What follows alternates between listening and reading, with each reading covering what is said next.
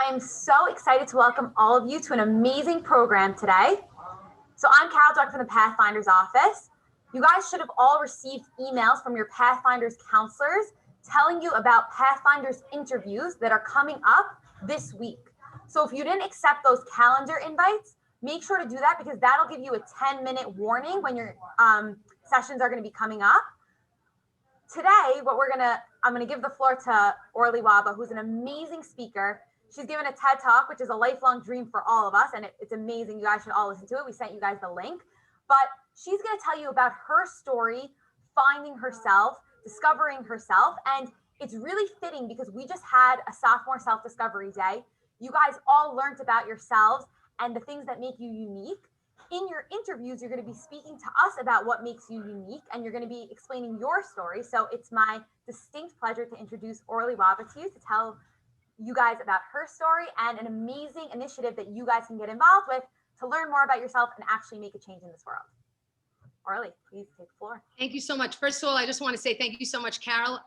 I have to tell you guys that this is actually a very emotional talk for me to give to 10th graders, to sophomores specifically, that are in Flatbush specifically. And I think you guys are going to understand why in just a little bit. I was a student in Flatbush my whole life. And then I was a teacher in middle school for 7th and 8th grade for 7 of the most incredible life transforming years before I left my job teaching to start my own venture. And back in 2011, I left this job that I loved. Nobody loved teaching more than me. It was like coming to camp every day. And I left the job to pursue a different dream I had in my heart. And it was a dream I had in my heart ever since I was a 4-year-old kid that dreamed of changing the world. It wasn't a dream per se to start a nonprofit organization, but that's what I did. I started an organization called Life Vest Inside. And the mission of the organization is to inspire, empower, and educate people of all backgrounds to lead a life of kindness. But the truth is, if I was going to give just one word to describe the entirety of this organization, it wouldn't actually be the word kindness. It would really be the word empower.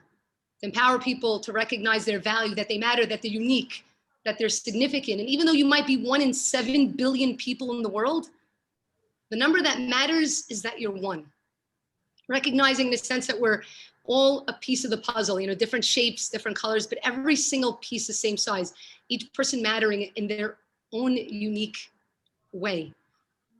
And even though the organization started back in 2011, like I said, my journey with this organization started ever since I was a kid. And when you're a little kid talking about changing the world, people think that you're nuts. And when you do that when you're an adult, they think you're even more nuts. And a big shift happened for me in my own life back when I was a sophomore in Flatbush. That's why this is a little bit emotional for me, seeing the same classrooms where I was once a student. Growing up, I was a very, very shy kid. I was the kid that wouldn't even raise my hand in class. That's how shy I was. I went through my own hardships in middle school. I'll never forget it. 6th grade was an awesome year for me. I really thought I was finding myself. I had my crew, my group of friends. And I come into class the very beginning of my 7th grade year, and every single one of my friends just turned on me. Suddenly it was like, no, you can't sit here with us at lunch. You call people to make plans. Everybody tells you that they have other plans. You find out that they're really all hanging out. I remember being in the nurse's office almost every single day in my 7th grade year, just feeling completely out of place. I didn't want to be there. I didn't feel like I belonged. And those feelings of insecurity followed me into my years of high school. And high school is very tough, right? You're trying to figure out who you are amidst everybody telling you who you should be, which on its own is a very difficult thing. And so those feelings of insecurity, that shyness continued with me into high school. And I always loved people. I was a kid, if you were absent from school, whether I knew you, didn't know you, at the time, I know you guys, this is going to super outdate me, but we used to have like carbon paper. Now we just go to, you copy it or you send it to people via email. But yeah, I used to copy notes for kids and bring it to them the next day, whether I knew you, didn't know you. I really did love people, but I was extremely, extremely shy. And in the beginning of my sophomore year of high school, I went through a very, very difficult experience. To be honest, it probably was the greatest thing that ever happened to me. but it didn't seem like it at the time. And sometimes the things that shape us and define us, when they're happening to us, they hurt, they feel terrible. In the beginning of my sophomore year, my family had a fire in my house. And overnight, we lost absolutely everything. You know, we were okay physically. I'm one of 5 kids. I come from the community there in Flatbush. I'm now living in Yerushalayim. I made Aliyah this past year, which is super exciting for me. We were 5 kids. You know, we were all okay physically. But it does something to you, something that I can't explain, when you see your parents, the people that are like, you know, these strong people in your life, break down and cry.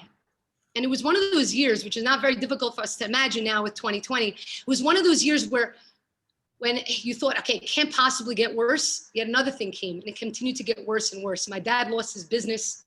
It was only a few years ago that I realized and I found out how tough the situation was, that my parents didn't even know how they were going to put food on the table for us. I mean, guys, we were moving around for 6 years until I lived back under the same roof with my whole family. But that first year was the absolute hardest. Now, I've always had a tremendous amount of faith and emunah in Hashem, always believing everything happens for a reason, always. And so I remember coming to school the next day and I was just sort of making a joke about it. I was like, oh yeah, guys, yeah, my house burnt down. I was just trying to make a joke about it. But inside I was breaking. Everything in my world started to crash. And my parents, they were going through enough. So I hid my emotions away from them. My friends, they didn't know what to say to me. I mean, when you're in 10th grade, you're going through your own stuff. So I would talk to my friends, but you know, it was very awkward. So they just changed the subject. And so I had to hide my emotions from them. And little by little, you know, it started to build up. You can't do that for very long, guys. And I remember this, it was right after a seminar I went on. It was in December time. At the time, there was a seminar called the Sharet Zion seminar. And I fell asleep that night coming back from seminar. And I just didn't wake up the next day. I fell into a state of really dark depression. And guys, when I say dark, I'm talking suicidal dark. School, everybody thought, oh, I was just mono. I was sleeping most of the day, crying the rest of the day. I was so angry at the world. But it wasn't the fire. It wasn't just the fire. You know, I was home from school for a couple of months. And during that time, not one person called, not one. Not one person came to see if I was okay. And that made me feel like, well, if I wasn't here tomorrow, I mean, would it matter to anybody? Would it really actually make a difference? And it felt like the answer was no. And it hurt. And I was angry at my family, at my friends, at the school, at God. But God was the only one I was screaming at. I was so angry. I wanted to drop out of school altogether. And I was forced to go back into school after a few months, but I wasn't the same, you know, kid. I wasn't that happy kid that was loving on people. I was that kid, you know, dressed all in black in the corner, didn't want to talk to anybody. I didn't want to smile at anybody. I stopped trusting people. You know, people would come up to me, oh, Orly, are you okay? And I'd say, yeah, I'm fine. And in my head, I was just like, please don't stop asking. I was a mess. And then they'd walk away and I'd prove to myself yet again, you see, people don't really care. And it was a game I played. People don't really care. They just pretend to care. And I remember one not so very special morning, as I was waking up to go to school, I was in the bathroom and I was looking at myself in the mirror. I was really looking at myself, you know, when you stare yourself in the eyes, like in the mirror. And the scariest thing happened, guys, the scariest. I didn't see me. I didn't see that 4-year-old kid that, you know, dreamed of changing the world looking back at me. It was like she was gone. It was like somebody took her. And that honestly scared me more than anything. And I said to myself, you know, I don't know how I'm going to pick myself back up. I let like everything fall. I just didn't want to be around. I said, and it was in that moment, at 15 years old, that I made a promise to myself. I'm going to tell you, guys, it's a promise that guided me to my years teaching. It's the reason why I wanted to become a teacher. It's a promise that guided me to the work that I do with Life Vest Inside. To be honest, it's a promise that wakes me up every single morning, every morning. And it's a promise that's going to guide me to whatever is next that I don't even know yet what's waiting for me. It was a promise to see people the way I wished somebody would have just seen me, to be there for people, the way I wish somebody would have just been there for me.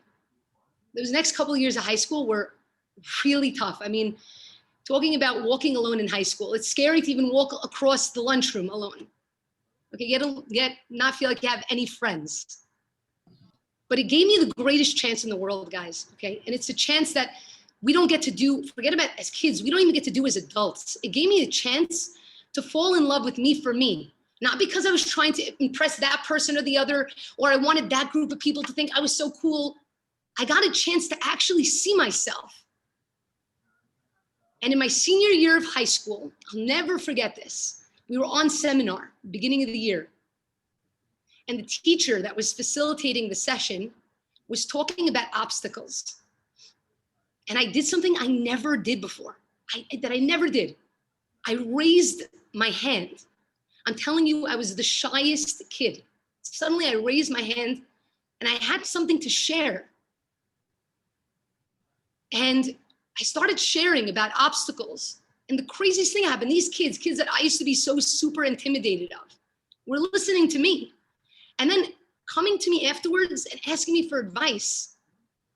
And what I found was that the more I gave, the more I healed. And the more I gave, the more I healed. I became just obsessed in love with this concept and this idea of giving. But you see, I told you guys, I always loved giving. I was always that kid that wanted to give. But I realized in that moment that there are two types of giving in this world. And we often get them confused, and they are not the same. You see, there's giving from strength, and there's giving from weakness. Now, giving from strength comes from a place of abundance. Think about it like a candle, right? You light a candle, and you could take it and you could light all these other candles, and yet it still retains its flame. It's still just as strong. Giving from an abundance is a recognition that you are abundant, that there's something valuable there. And so when you're giving, you're not draining yourself. Now, giving from weakness comes from a place of sacrifice.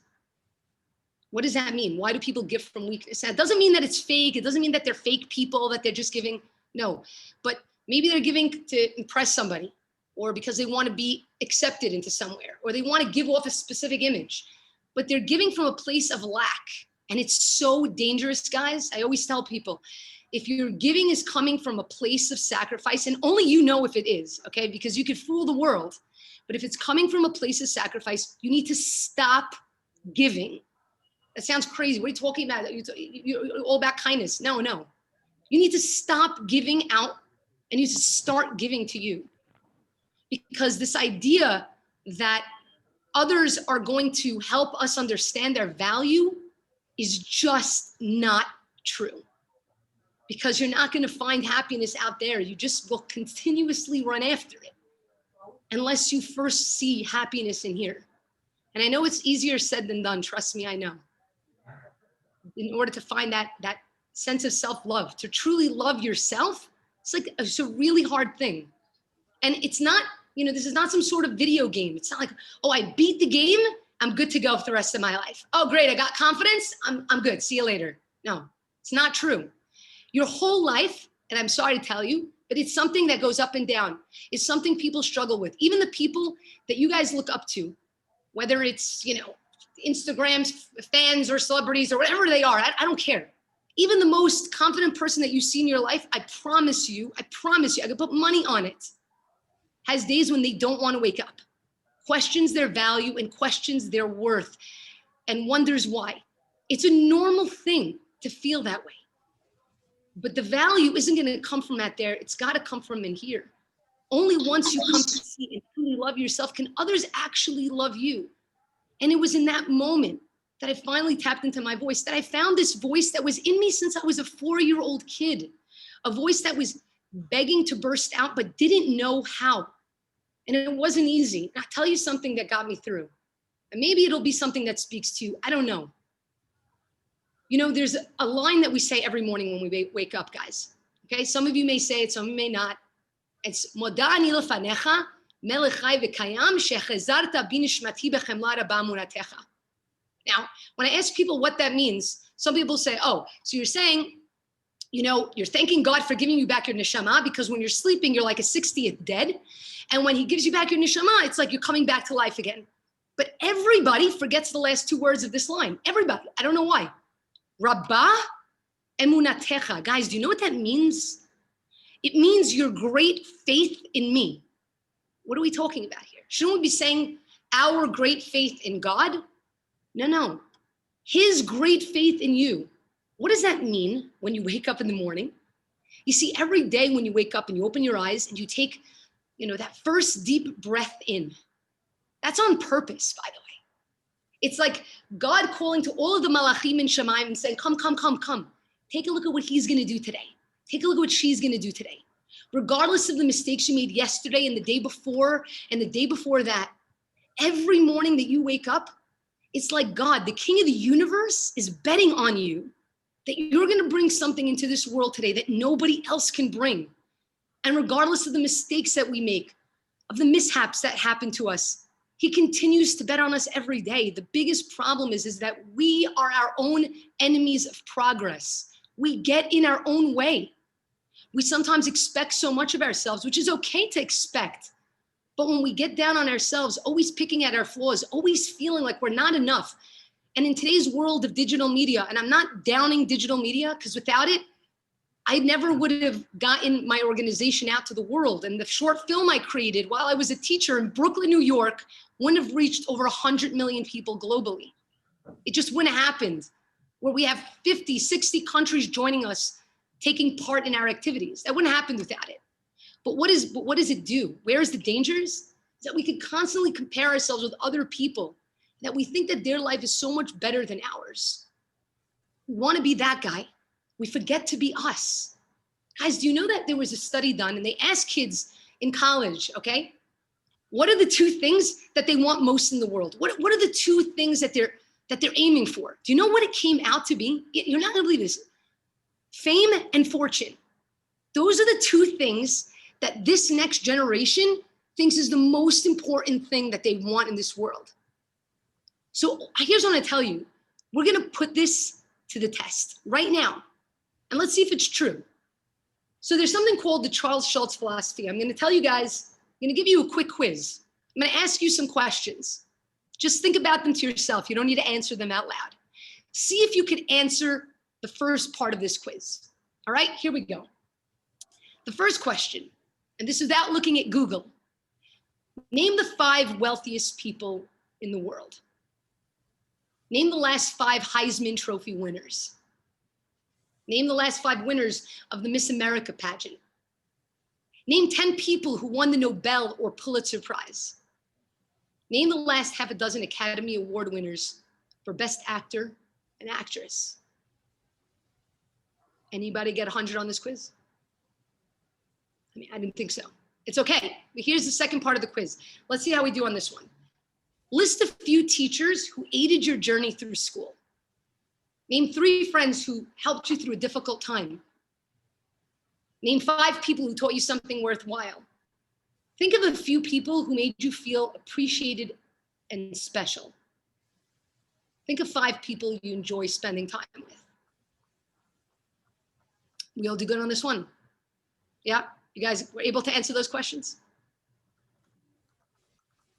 So, that first list, that's no list of second-rate achievers. Those are people that are the best in their field, the smartest, the prettiest, the wealthiest, the fastest. But you see, awards, they tarnish. Applause ends. But the things that people remember the most in this world are those that care. We remember those stories of these acts of kindness that people do for us or that we do for others. Why is it that kindness is the greatest tool to empower a person to recognize their value, to see that they matter, that they make a difference in this world of 7 billion? Because in the moment that you give, why do you feel awesome? Think about an act you did, guys. The likelihood is you did one today. Why do you feel awesome? Because in that moment, you're being validated for the right reasons. It's not based on the amount of money you have or the amount of friends you have or followers you have. All these fake numbers that mean zero. They're a complete facade. They're just a number, but yet a person can feel so empty inside and go to bed crying at night. Those numbers mean nothing. How do we truly feel validated? Because in that moment of giving, we just brought a smile to somebody. I did that. And I didn't need to be anybody else. I just needed to actually be me, which is really the hardest thing in the whole world. That's why kindness is the greatest tool to empower us to recognize that value. And it was that message, that secret of what I learned that guided me to teach, to help my students see the beauty in themselves so they could see it in others, that guided me to the work that I'm doing with the nonprofit organization that I started. Out of a dream of a kid from Brooklyn to do this, and suddenly things shot to crazy proportions. I won't be able to go into all that right now. Now, there is a short film that I'd like to show you, but I don't think we're gonna have enough time. We'll see it at the end. But I'm here to speak to you today because of a new initiative that I got involved in. Another piece of my puzzle that guided me. And it's called the Social Impact Initiative. What is this program?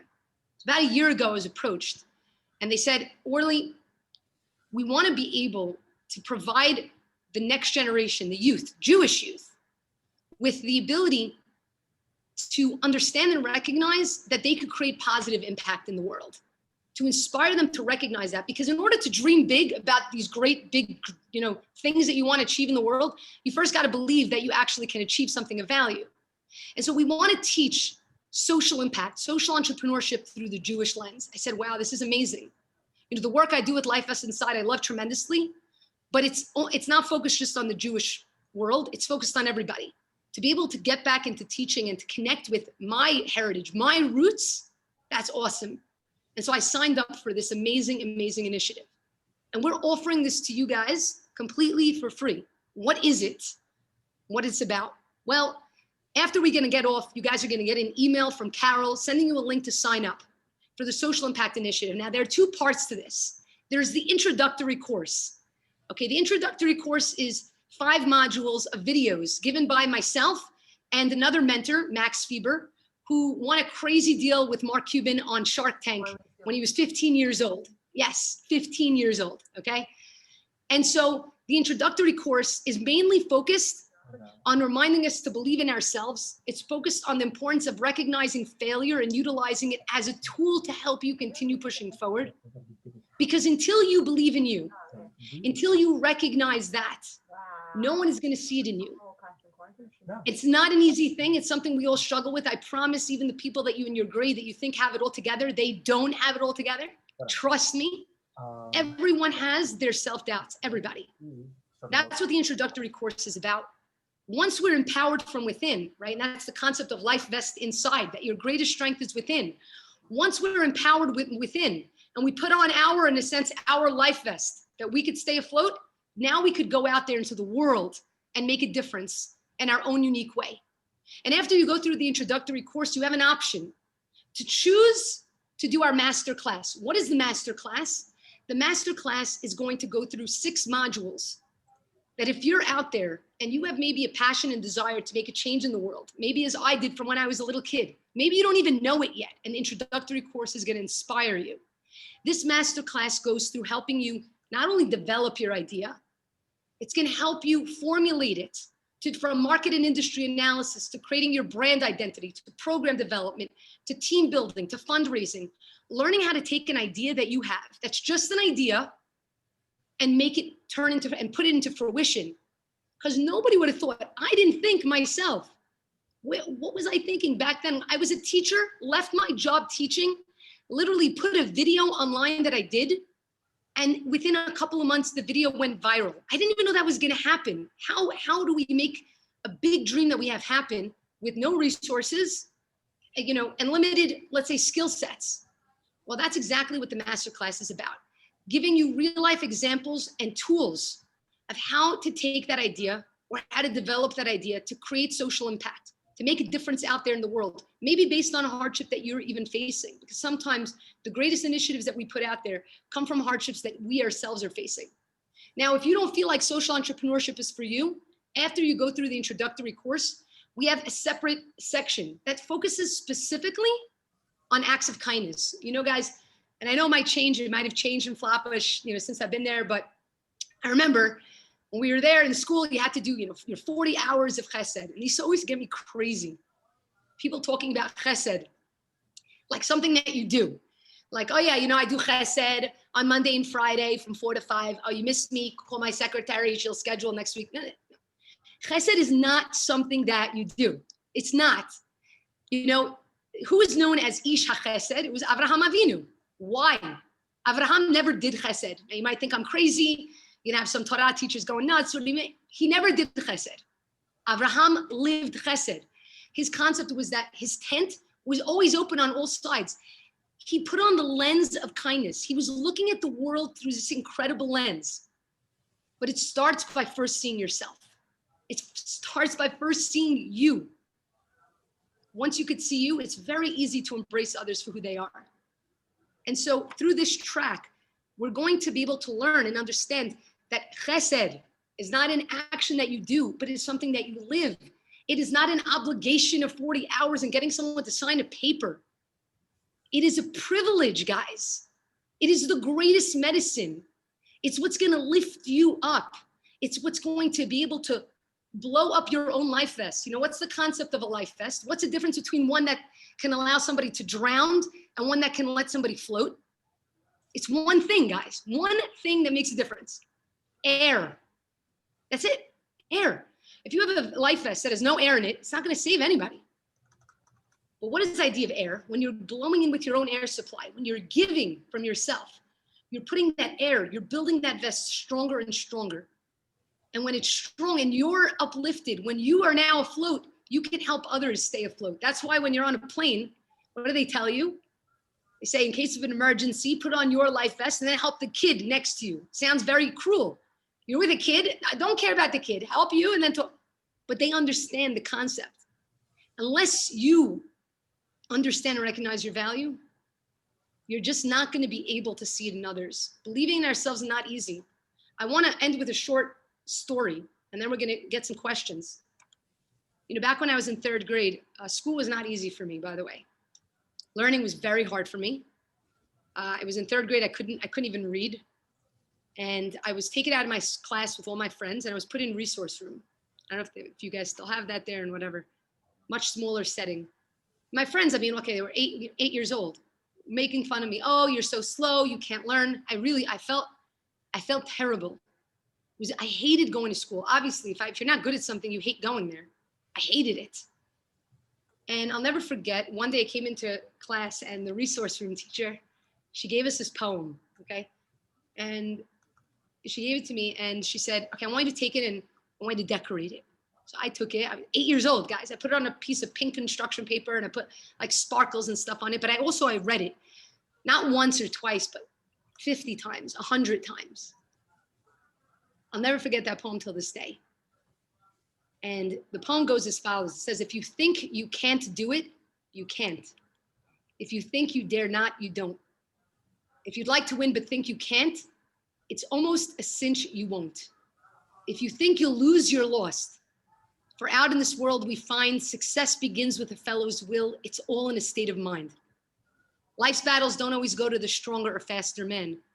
For sooner or later, the man who wins is the one who thinks he can. Guys, the one who thinks he can. Belief in self is one of the greatest cornerstones, something that is fundamental. You know, I remember, I got to tell you, I never told this story publicly, but I have to tell you guys this. When I was entering into 9th grade, I was coming from Flatbush Elementary, okay? And I came in to meet with the principal. I met with Rabbi Levy at the time. And I'll never forget this. And I was never good at test taking, you know, like these standardized tests, SATs, BJEs, like, well, I used to do terribly on them. And my score wasn't great. And I came in to meet with Rabbi Levy and he said, yeah, okay, we're going to put you, I don't remember what the class numbers were. It was like a lower to medium class.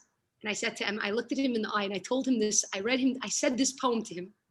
And I said to him, Rabbi, you're not going to put me in that class. You're going to put me in the class above. And I can guarantee you that by the end of the year, you're going to want to move me to the honors class. And I recited to him that poem. And he looked at me in the eye and he said, okay, Orly.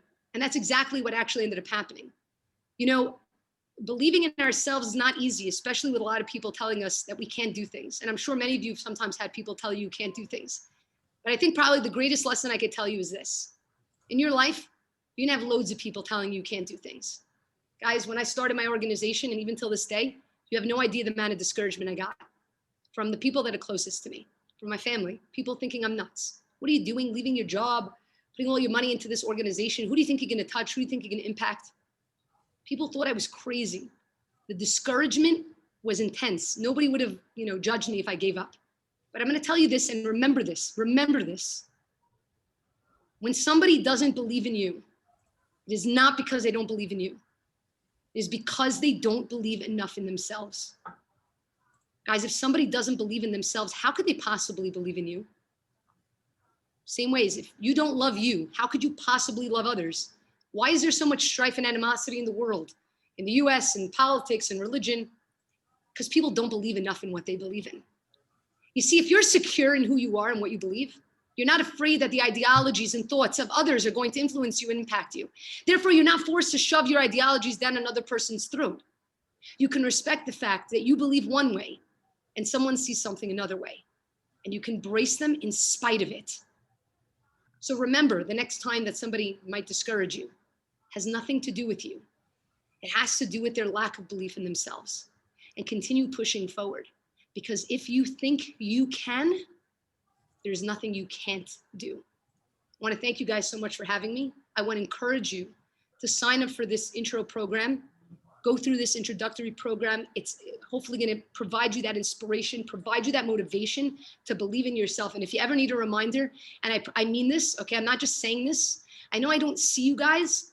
But there's nothing I love more in this world than kids, okay? I'm not calling you kids, but I call myself a kid. I consider myself to still be a 9-year-old kid.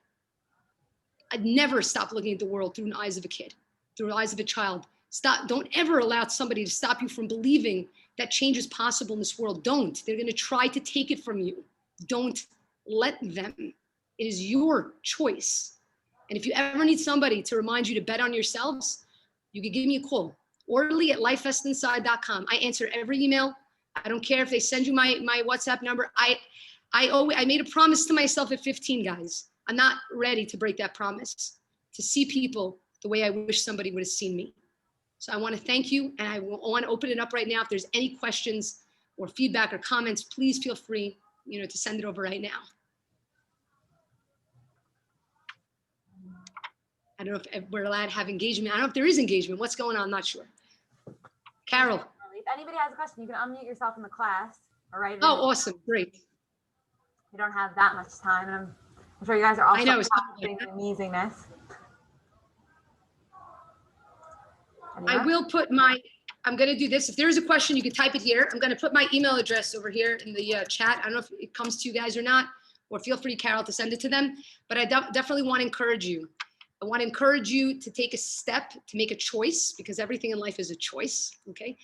And the choices that we make don't only dictate the lives we lead, they also dictate the lives of those who choose to follow us. So by you making a choice to try something, and perhaps it inspiring you, you never know who may inspire as well in the long run. So feel free to sign up for the program. Check out the intro. If you like it, you continue to the masterclass. You can continue down the Chesed track. We'll be talking about Chesed as a privilege, not an obligation. And I'm just very, very grateful. This is the first time I ever spoke, I think, to Flatbush. Over the years that I've been speaking, this is the first time I ever spoke. And the fact that it was to a group of sophomores, you have no idea how much it means to me. You guys brought me back to a place today. And I'm very, very grateful for it. And I'm very grateful to Hashem for putting me in that very difficult position, because he saw me when I was at my worst, and he continued to bet on me. And remember, he's going to continue to bet on you too. Thank you, Orly, and thank you guys so much. We'll talk to you soon. Bye-bye. Bye.